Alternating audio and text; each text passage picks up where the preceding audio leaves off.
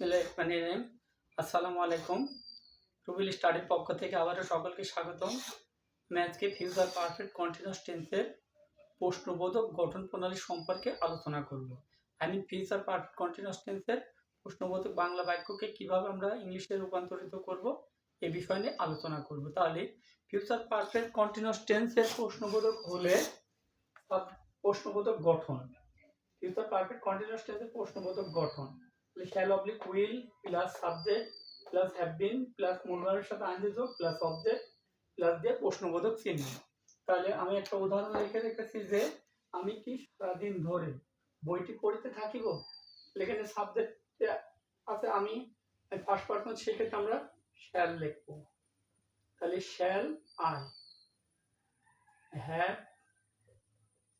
I have been, মূল ভার্বের সাথে আইএনজি যোগ করব। তাহলে মূল ভার্ব পড়া রিডের সাথে আইএনজি যোগ, reading the book for all day long.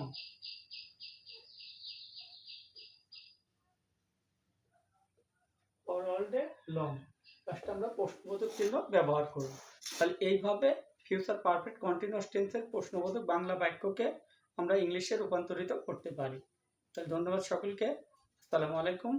ভিডিওটা ভালো লাগলে একটি লাইক, একটি কমেন্ট এবং একটি শেয়ার করবেন, সাবস্ক্রাইব করে পাশে থাকবেন। আসসালামু আলাইকুম।